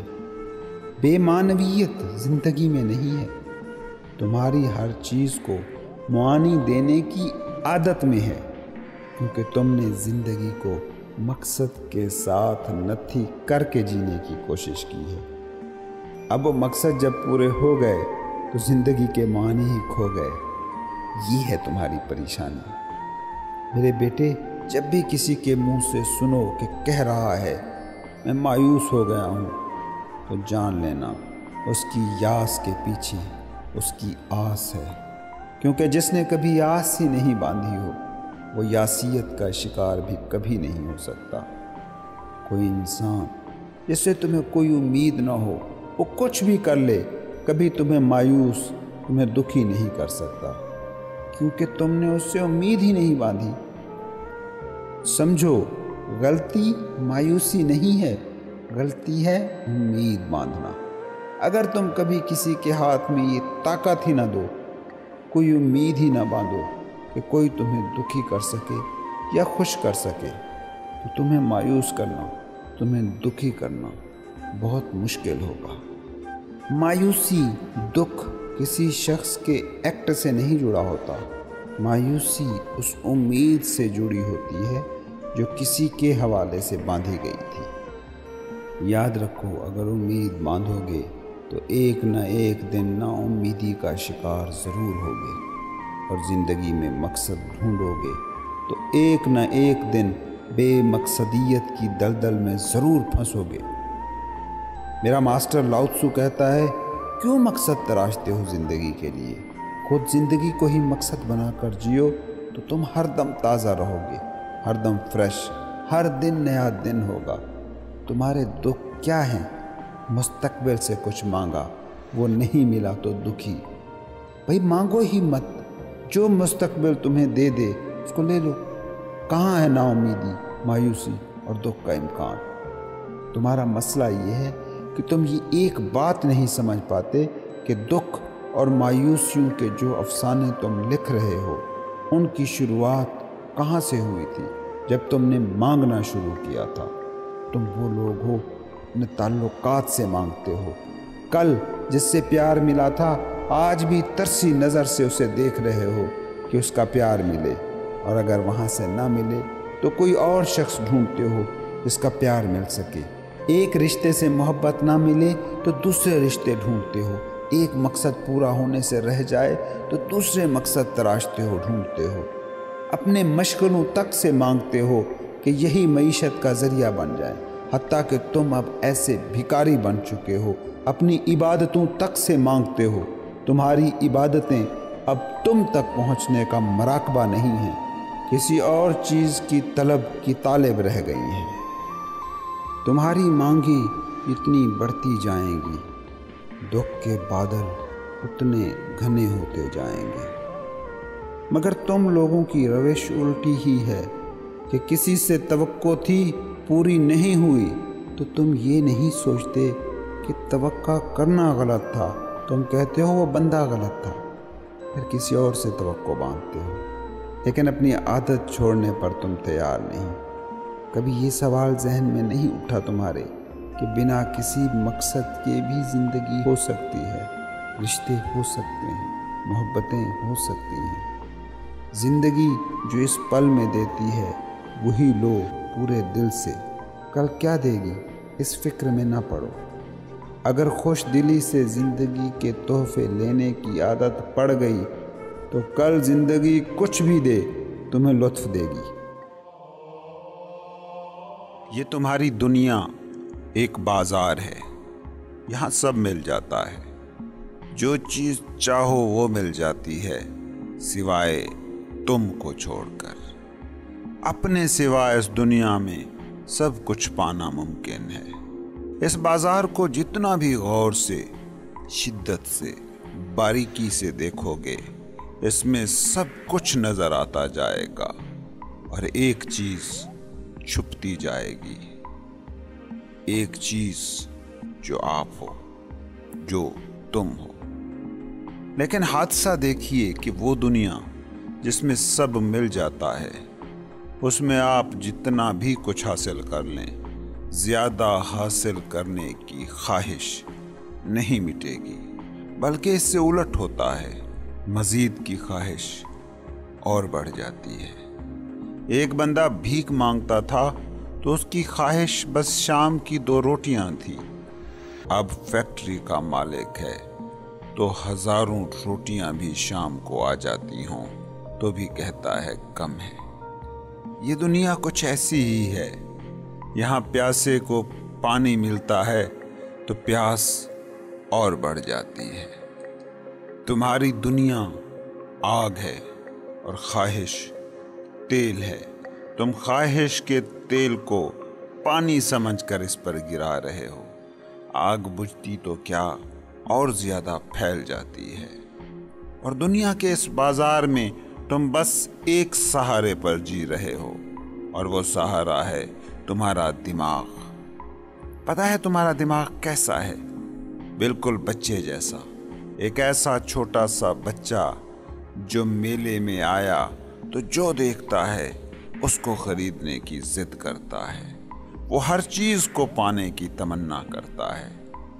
5 سال کے تھے تو کھلونے مانگتے تھے، 15 کے ہوئے تو کپڑے اور کھیل کود کا سامان مانگنے لگے، 20 سال کے ہوئے تو گاڑی مانگی، اور بڑے ہوئے تو نوکری، بزنس، فیکٹریاں مانگ رہے ہو، اور بوڑھے ہوئے تو انلائٹنمنٹ مانگ رہے ہو۔ دماغ 4 سال کے بچے میں ہو یا 100 سال کے بوڑھے میں، اس کے طرز میں، اس کے طور اتوار میں کوئی فرق نہیں آتا۔ وہ چیزوں سے ہی خود کو بھرنا جانتا ہے۔ کتنے مزے کی بات ہے کہ یہی بچہ میلے میں ہوتا ہے تو دکانوں پر سجی تمام ہی چیزوں کو خریدنے میں دلچسپی رکھتا ہے، مگر جب وہ ساری چیزیں خرید کر گھر لے جاتا ہے تو چند ہی دنوں بعد اس سے اکتا جاتا ہے۔ آپ کسی گاڑی کا جتنی بھی شدت سے خواب دیکھیں، گاڑی جب مل جاتی ہے تو چند دنوں بعد اس کی چاہت ختم ہو کر رہتی ہے۔ جیسا بھی گھر آپ کی خواہش رہا ہو، ایک دفعہ مل جائے اور روٹین میں اس میں رہنا شروع کر دیں تو اس کا چارم باقی نہیں رہتا۔ جو بھی بڑے سے بڑا عہدہ آپ پانا چاہتے ہوں، ایک بار وہ عہدہ مل جائے تو اس کا جادو قائم نہیں رہتا۔ دماغ کی خواہشیں اس برتن جیسی ہیں جس کا پیندا نہیں ہوتا۔ پوری دنیا بھی اس برتن میں انڈیل دیں، یہ برتن آپ کبھی نہیں بھر سکتے۔ آپ نے کبھی غور کیا کہ آپ نے ساری زندگی یہی کیا ہے؟ چیزوں کی خواہش کی ہے، ان کو پانے کی کوشش کی ہے، ان کو پایا ہے، اور پھر وہ چیزیں زندگی کے مکان کے کسی کونے میں پڑی رہتی ہیں اور آپ کچھ اور چیزوں کی خواہش میں بھاگنا شروع کر دیتے ہیں۔ کروڑوں سال کی تاریخ سامنے ہے، اربوں کی تعداد میں لوگوں کے تجربے سامنے ہیں کہ انسان دماغ کی خواہشوں سے کبھی خود کو نہیں بھر سکا ہے، مگر ذہن ہے کہ اس ضد پر قائم ہے کہ یہ مل جائے تو میں مکمل ہو جاؤں، وہ پالوں تو میری تشنگی ختم ہو جائے گی۔ آپ کبھی اپنے آپ کو ٹٹول کر تو دیکھیں، ایک ہوس کی دلدل ہیں آپ، اس کے سوا کچھ اور نہیں۔ موت کے وقت یہ راز کھلتا ہے کہ اتنا کچھ کمایا، اتنے کھلونے جمع کیے، مگر اب بھی آپ ویسے کے ویسے ہی خالی ہیں، مگر زندگی بھر اس بات کو سمجھ نہیں پاتے۔ جانو کہ جہاں تم اپنی تکمیل ڈھونڈ رہے ہو، اپنی پیاس کے لیے پانی ڈھونڈ رہے ہو، وہاں وہ پانی ہے ہی نہیں جو جاگ گیا، جو بیدار ہو گیا، جس پر زندگی کی پہلی کھل گئی۔ وہ جانتا ہے کہ دکانوں سے میری روح کی تشنگی کا علاج نہیں خریدا جا سکتا۔ پتہ ہے یہ صوفی، یہ بھکشو، یہ راہب جنگل کو کیوں نکل جاتے ہیں؟ اس لیے کہ وہ جان جاتے ہیں یہ دکان، یہ گھر، یہ سراب مجھے مکمل نہیں کر سکتے۔ سوچو نا اس بازار کی کیا ویلیو ہوگی جہاں سب بھی مل جائے اور آپ اس کو نہ پا سکیں جس کی تکمیل کے لیے آپ نے یہ سب چیزیں چاہی تھی۔ تو آخر آپ کو کیا ملا؟ پتہ ہے سیانے گیانی کیا کرتے ہیں؟ وہ سب پانے کی جستجو میں پڑنے سے قبل خود کو پاتے ہیں۔ یہ وہ بنیاد ہے کہ جہاں سے سفر شروع کرو گے تو منزل کا منہ دیکھ سکو گے، تبھی زندگی کی عمارت کھڑی کر سکو گے۔ جو بھی خود کو پائے بنا زندگی کی عمارت کو تعمیر کرنے پر بضد ہے، وہ یہ جان لے کہ وہ ریت پر محل کو کھڑا کر رہا ہے، اور ریت پر کھڑا کیا گیا محل کتنی دیر کو کھڑا رہے گا۔ اگر آج تمہاری زندگی کی عمارت لرز رہی ہے، کھنڈر میں ڈھل رہی ہے، تو قصور کس کا ہے؟ آپ کا، کہ آپ نے ریت پر وہ محل کھڑا کیا تھا۔ ہوس کے پیچھے دوڑتی زندگی ایک دیوانے کی جستجو کے سوا اور کچھ نہیں۔ بے پیندے کے برتن کو بھرنے کی کوشش کون کرتا ہے؟ ذہنی مریض کے علاوہ ایسی حرکت کون کر سکتا ہے؟ یہ دنیا بنا دی گئی، بازار کی طرح سجا دی گئی، اس کی شیلفوں میں صرف آپ کو چھوڑ کر سب کچھ سجا دیا گیا ہے۔ یہ سب آپ کے باہر ہے اور جو حقیقی آپ ہیں وہ اندر ہیں۔ اب اگر حواس کا ڈیٹا کہ جس سے دماغ تشکیل پاتا ہے اس سے آپ خود کو ڈھونڈنے کی کوشش کر رہے ہیں تو لازمی سی بات ہے کہ آپ خود سے باہر ہی سب ڈھونڈیں گے، کیونکہ آپ کے حواس خمسہ دیکھ ہی صرف خود سے باہر سکتے ہیں۔ وہ اور ہی ٹول ہیں، وہ اور ہی حواس ہیں جن کو استعمال کر کے آپ اپنے باطن کی دنیا میں دیکھ سکتے ہیں۔ وہ دماغ سے ماورا کوئی اور ہی مقام ہے، وہ آگہی کا نقطہ ہے، وہ پوائنٹ آف کانشیسنس ہے، وہ پوائنٹ آف کانشیسنس جہاں اگر آپ کھڑے ہیں تو پھر آپ خود کو دیکھ سکتے ہیں۔ یہ دنیا ایک بازار ہے اور اس میں سب کچھ موجود ہے، صرف ایک چیز ہے جس بازار سے باہر ہے اور وہ آپ ہیں۔ صرف آپ کو چھوڑ کر دنیا کی ہر شے مالی ویلیو رکھتی ہے۔ دماغ کو وہ باہر کی ساری دنیا سمجھ میں آتی ہے جس کے ساتھ وہ کوئی ویلیو جوڑ سکے۔ آپ روح کو کیسے ویلیو دیں گے، کیا قدر دیں گے؟ کیونکہ ویلیو کی تو ساری اسکیم ہی آپ کی معیشت سے جڑ گئی ہے۔ اس لیے دیکھتے نہیں آپ کہ جتنے بھی ماہرین معیشت ہیں وہ انسانی روح کو اپنی پوری اسکیم میں کوئی کردار ہی نہیں دیتے، اور آپ کی جدید زندگی تو معیشت کے اشاریوں ہی سے اپنے ہونے کا تعین کرتی ہے۔ آپ کی دنیا کسی ایسی چیز کو وقت دے ہی نہیں سکتی جو مارکیٹ ویلیو نہیں رکھتی۔ جو چیز بازار میں فروخت نہیں ہو سکتی وہ آپ کی سمجھ سے بالا تر ہے، اور میں آپ کو بتاؤں کہ آپ خود اس بازار سے باہر ہیں۔ حقیقی دین ان معنی سے باہر ہے جو معنی آپ کا دماغ اسے دے رہا ہے۔ دین کا رستہ، صوفی کا سفر، روحانیت کا نقطۂ آغاز ہی وہ مقام ہے کہ جہاں چیزوں کی دوڑ ختم ہو جاتی ہے۔ تب آپ کچھ مانگتے نہیں، چیزوں سے بے نیاز ہو جاتے ہیں، کیونکہ چیزوں کی دنیا آپ کی دنیا ہی نہیں۔ یہ جو مسجدوں میں، مندروں میں ہاتھ اٹھا کر مطالبات کی لمبی فہرستیں خدا کو تھما رہے ہوتے ہیں، وہ سمجھ ہی نہیں رہے کہ ان کے لیے ان کی وہ فہرستیں کہیں اہم ہیں اس ابدی حقیقت سے جس سے وہ خواہشات مانگ رہے ہیں۔ جب تک آپ خدا سے کچھ مانگ رہے ہیں سمجھ جائیں کہ خدا آپ کو سمجھ نہیں آیا، کیونکہ آپ خود کو سمجھ نہیں آئے۔ پرانے زمانوں کی بات ہے، ایک چھوٹی سی ریاست تھی۔ اس کا ایک بادشاہ تھا جو اپنے محل میں ہر سال ہی سرکس ٹائپ ناٹک کرواتا تھا۔ ایک سال ایسا ہوا کہ جب وہ سرکس والے آئے تو ان کے گروپ میں ایک لڑکی تھی جو بہت ہی خوبصورت تھی، اتنی خوبصورت کہ بادشاہ کا لڑکا اس کا دیوانہ ہو گیا۔ جب سرکس والے تماشا کر کے جانے لگے تو شہزادے نے اپنے دل سے مجبور ہو کر اس لڑکی کو کہا، مجھے کہاں چھوڑ کر جا رہی ہو، مجھے بھی ساتھ ہی لے چلو۔ بادشاہ بہت رویا دھویا، بیٹے کو روکنے کی ہزار کوشش کی، مگر عشق نے شہزادے کو اندھا کر دیا تھا۔ وہ چلا گیا۔ اس لڑکی سے اس نے شادی کی اور کئی سال ان کے ساتھ رہنے کے بعد وہ بھی سرکس کے کرتبوں میں ماہر ہو گیا اور ان کے ساتھ سرکس میں بطور فنکار حصہ لینا شروع ہو گیا۔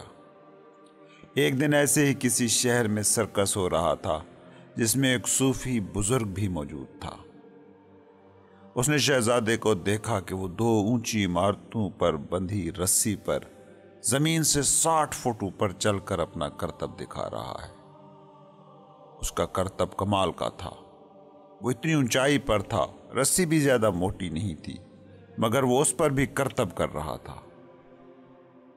جب اس کا یہ ایکٹ ختم ہوا اور سابقہ شہزادہ اور موجودہ کرتب باز اور صوفی کے پاس پہنچا تو بزرگ نے اسے کہا، یہ کھیل اچھے ہیں، انٹرٹینمنٹ ہیں، لوگوں کی تفریح کا سامان ہے، لیکن یہ بس خود کو بہلانے کے لیے ہیں، اور خود کو بہلانا کیا اگر خود کو جانا ہی نہ۔ یہ خود کو بہلانے میں ہی تو زندگیاں لوگ کھوئے جا رہے ہیں۔ تم یہ تماشے دکھاتے دکھاتے ایک دن اسی تماشے میں ہی ختم ہو جاتے ہو۔ تم نے اتنا عرصہ لگا کر رسی پر خود کو سنبھالنا سیکھ لیا ہے، اتنے عرصے میں تو چاہتا تو زندگی کے پل صراط پر بھی سنبھل کر چلنا سیکھ سکتا تھا، اور رسی پر سنبھل کر چلنا سیکھ بھی لیا تو آخر پہنچے گا کہاں؟ سنبھل کر چلنا سیکھنا ہے تو شعور کی رسی پر سنبھل کر چلنا سیکھ۔ وہ چلنا ہوتا ہے چلنا کہ جو تمہیں زندگی اور موت کے چکر میں پھنسی حیات سے ماورا لے جائے۔ تمہیں پتا ہے حقیقی ذہین انسان کون ہے؟ وہ جو وقت کے سراب ایلیوژن آف ٹائم سے ماورا ہو کر حتمی حقیقت کی منزل کی کھوج میں نکلے۔ تو اتنا عرصہ ان لوگوں کے ساتھ رہ کر اتنی اونچائی پر رسی پر چلنا سیکھ گیا ہے، میرے پاس آ، میں تمہیں اتنے ہی عرصے میں زندگی کے پل صراط پر چلنا سکھا دوں گا۔ یہ واقعہ ویسے تو سادہ سا ہے، مگر اس میں کچھ سبق ہیں جو سیکھنے بہت ضروری ہیں۔ پہلی بات تو یہ کہ جب تم پیار کرتے ہو کسی سے تو اس میں بڑی احتیاط کرنا کہ انسان جس سے بھی پیار کرتا ہے اسی جیسا ہو جاتا ہے۔ پیار کرنا ہو تو کسی ایسے سے کرنا جو زندگی کے راستے پر تم سے آگے ہو، چاہے 2 قدم ہی صحیح، تم سے پیچھے نہ ہو۔ اگر زندگی کی راہ پر خود سے بھی کم تر درجے پر فائز کسی چیز یا شخص سے پیار کرو گے تو اس جیسے ہی ہو جاؤ گے۔ پیار تمہارے ہاتھ میں موجود پارس ہے، جس سے اس کو چھوؤ گے تم بھی ویسے ہی ہو جاؤ گے۔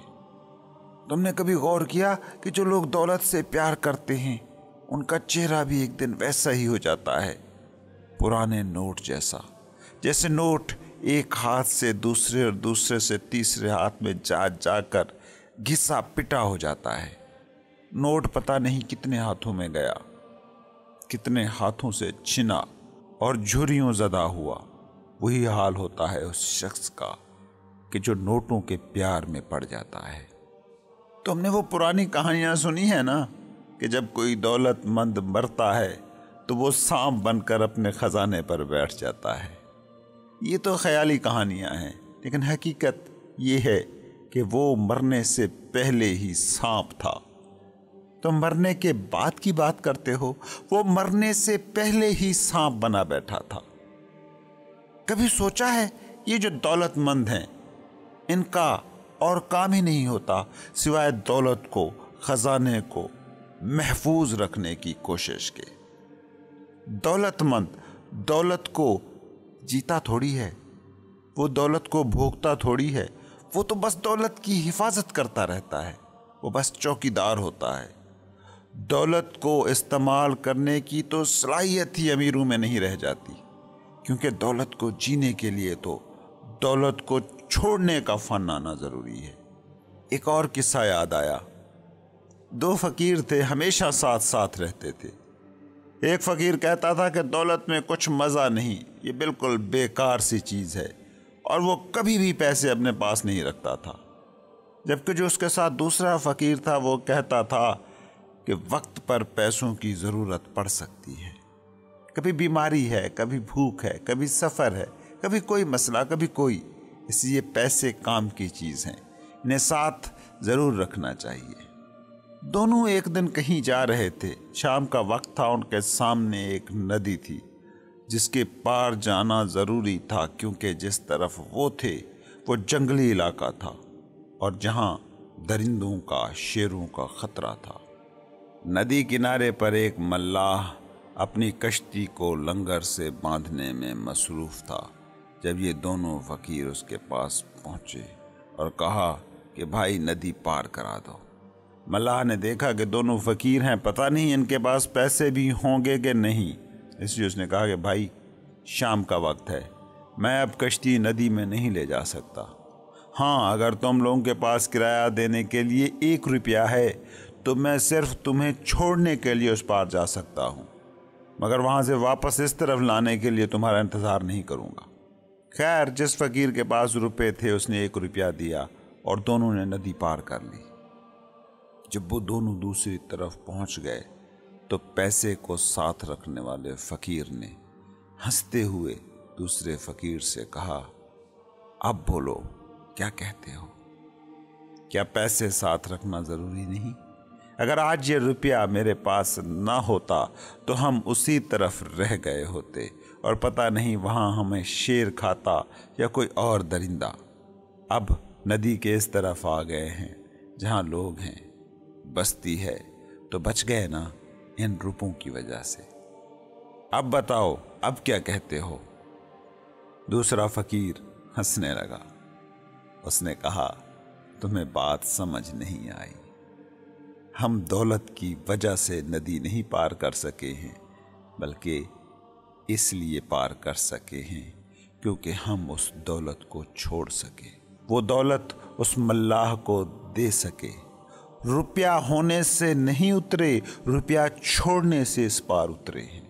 क्योंकि सिर्फ रुपया होने से क्या होता है, अगर तुम देने को राजी ना होते, अगर नदी के इस पार हम उतर सके हैं तो बस इसलिए कि हम वो रुपया दे सके। यही हाल है तुम्हारे दौलतमंदों का। दौलतमंद कभी अपनी दौलत को भोग नहीं सकता, क्योंकि दौलत को भोगना हो, उसे जीना हो तो उसे लुटाना पड़ता है। पुराने सूफी कहा करते थे, जिन्होंने छोड़ा वही जिए। इस दुनिया में भी दौलत को भोगना है तो उसे छोड़ना सीखना होगा। इस दुनिया में दौलत को जीने का बस एक ही असूल है, उसे छोड़ना सीख जाए। लेकिन तुम अपनी दुनिया उठाकर देख लो, जो दौलत संभालना, जोड़ना, इकट्ठी करना शुरू हो जाता है, वो खुद भी दौलत जैसा बेजान, जिंदगी से महरूम और फकत एक चीज रह जाता है। तो ये जो शहजादे और सर्कस के एक्टर की लव स्टोरी है, वैसे तो आम सी एक फेबल है, मगर ये छोटी छोटी कहानियां बड़े बड़े सबक रखती हैं। वो शहजादा था, दौलत, सरवत, इज्जत, ताकत सब उसे हासिल थी, मगर सर्कस की एक फनकारा से इश्क ने उसे इन सब चीज़ों से महरूम कर दिया और वो बस एक एंटरटेनर रह गया, फनकार। कभी गौर करो अपने दोस्तों पर कि जिनसे तुम दोस्ती का, प्यार का रिश्ता बनाते हो, आखिर में उन्हीं जैसे हो जाते हो। और दोस्ती को छोड़ो, किसी से दुश्मनी भी काफ़ी अरसे तक करके देखो, तुम उस जैसे हो जाओगे, क्योंकि थॉट्स का फोकस वही रहेगा। वो क्या चालें चल रहा है, वैसी ही चालें तुम चलोगे।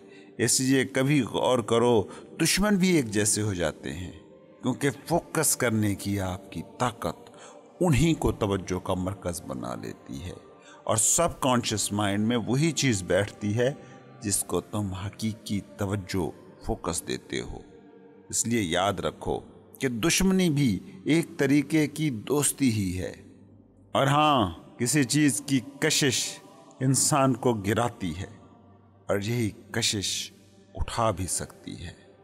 सोचो, अगर रूमी जैसे किसी इंसान की कशिश तुम में पैदा हो जाए तो तुम्हारी भी नज़रें जो ज़मीन में गड़ी हैं, आसमान की तरफ उठना शुरू हो सकती हैं, क्योंकि किसी हकीकी इंसान, किसी गुरु, किसी मुर्शिद, किसी सूफी को देखने के लिए तुम्हें अपना मुंह ऊपर उठाना होगा। चींटियों की तरह ज़मीन पर अनाज ढूंढते रहने वाले लोग कैसे आसमान की बुलंदियों को छूते इंसानों को देख सकेंगे?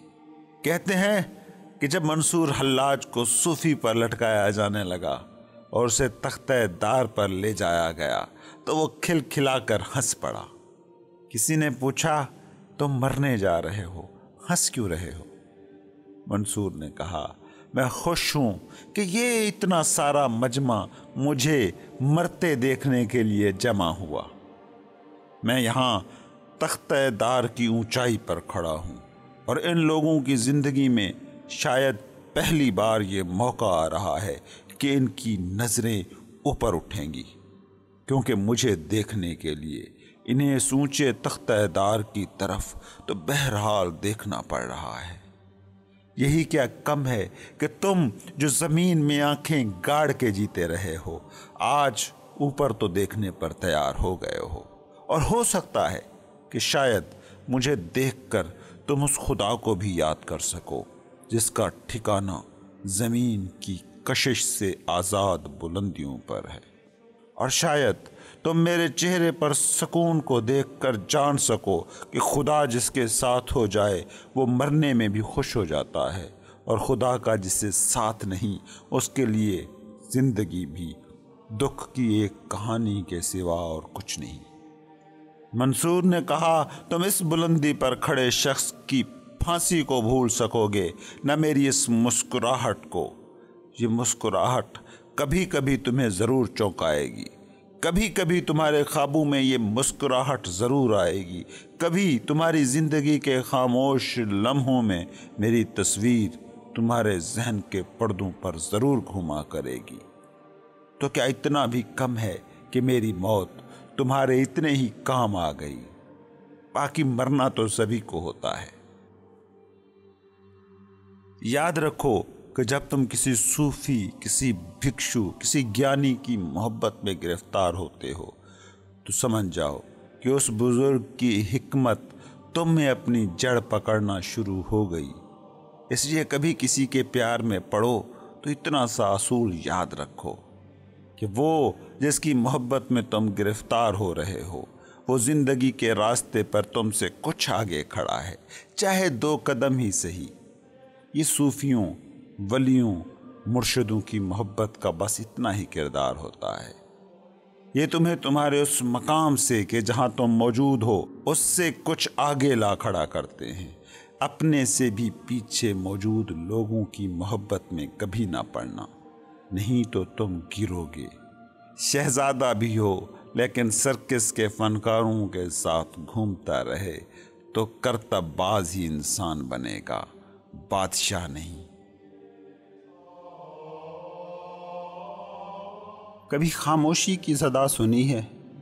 اس کائنات میں جتنے بھی لفظ بولے یا سنے گئے ہیں، وہ بولے اور سنے کبھی نہ ہو پاتے اگر وہ خاموشی کے سمندر میں نہ پیدا ہوتے۔ سکوت کلام کرتا ہے، اور سکوت کا کلام شور نہیں، نیچر کی بولی ہوتا ہے۔ کبھی آپ نے اس اینگل سے سوچنے کی کوشش کی ہے کہ اگر خاموشی نہ ہوتی تو لفظ پیدا ہو سکتے تھے؟ یا یوں سوچیں کہ جو 2 لفظ آپ بولتے ہیں وہ 2 لفظ کیوں ہیں؟ کیونکہ ان 2 کے درمیان خاموشی کا ایک منحنی سا وقفہ ہوتا ہے۔ آواز کو ممکن بنانے والی چیز ہے خاموشی، بالکل ویسے ہی جیسے مادے کو ممکن بنانے والی چیز ہے خلا۔ لفظ اس مادے کی آواز ہیں کہ جو اس کائنات کا ایک بہت ہی مختصر حصہ ہے، اتنا مختصر حصہ کہ آپ شاید اس کا تصور بھی نہیں کر سکتے۔ سائنسی زبان میں کہیں تو دنیا میں جتنے بھی انسان موجود ہیں وہ سیلز سے بنے ہیں، اور اگر ایک سیل کی سٹرکچر کو ہم مادے اور سپیس کی زبان میں بیان کریں تو 0.0000001 سے بھی کہیں کم ایک سیل میں میٹر ہوتا ہے، جبکہ 99.9999% سے بھی زیادہ اس میں سپیس ہوتی ہے۔ سائنسدان کہتے ہیں کہ اگر دنیا میں موجود تمام انسانوں کے تمام خلیوں میں موجود میٹر کو ایک جگہ جمع کیا جا سکتا تو پوری دنیا میں موجود انسان چھوٹی سی ایک شوگر کیوب میں سما سکتے تھے۔ لفظ انسان کے اتنے ہی حصے کے نمائندہ ہیں۔ لفظوں کے ذریعے سے ہم انسان کی کل ایگزسٹنس کے بس اتنے سے ہی حصے کو کوئی معنی دے سکتے ہیں، لیکن اگر آپ اس باقی 99.99% سے بھی زیادہ حصے کے حوالے سے کوئی سینس پیدا کرنا چاہتے ہیں، اس کو بھی جینا چاہتے ہیں، تو پھر آپ کو ساؤنڈ آف سائلنس کو سننے کا فن سیکھنا ہوگا۔ وہ فن جو ان صوفیوں اور گروؤں کے پاس تھا جنہیں ان کے زمانے کے لوگ تو غیر عملی کہتے تھے، مگر حیران کن طور پر سارے عملی انسان تو فنا کی عظیم وادیوں میں کھو گئے، مگر وہ جو انتہائی غیر عملی لوگ قرار دیے گئے تھے ان کے مزار کی اینٹوں تک کو بھی تاریخ محفوظ رکھتی نظر آتی ہے۔ یاد رکھیے، خاموشی کی آواز روح کی آواز ہے۔ جانتا ہوں کہ جب آپ لفظ روح کو سنتے ہیں تو آپ کا آبجیکٹو مائنڈ عجیب طرح سے ناک بھوں چڑھاتا ہے، مگر یہ آپ کی فنکشنل دنیا یقین مانیے ڈس فنکشنل ہو چکی ہے، اور وہ وقت جلد آنے والا ہے کہ جب یہ عملی لوگ تک کہیں گے کہ جس طرز پر ہم اس دنیا کو سمجھ رہے ہیں یا چلا رہے ہیں یا ڈیل کر رہے ہیں، وہ طرز انسان کی بقا کو کئی خطرات سے دوچار کر رہا ہے۔ آپ آج کے انسان کے المناک زندگی کو نہیں دیکھ پا رہے تو حیرت ہے۔ کوئی ایک بھی چیز انسان کے لیے انجوائیبل نہیں رہی۔ جس چیز کو آپ نے باعث سے لطف سمجھا اس چیز سے آپ نے دکھ اٹھایا ہے۔ کبھی جس نوکری کو پانے کے لیے آپ بہت بے قرار تھے، آج آپ کی زندگی کے 80% مسئلے اسی نوکری سے جڑے ہیں۔ کبھی جس لڑکی یا لڑکے کے ساتھ زندگی گزارنے کا خواب دیکھتے تھے اور سرشار ہو جاتے تھے، آج اس کے ساتھ زندگی گزار رہے ہیں یا رہی ہیں، مگر وہی تعلق اب بوجھ بن چکا ہے۔ کیوں آپ کو سمجھ نہیں آ رہے؟ نہ رشتے، نہ سیاست، نہ معاشرت، نہ معیشت، کیونکہ آپ اس پورے انسانی تجربے کا ایک منحنی سا حصہ ہی سمجھ پا رہے ہیں۔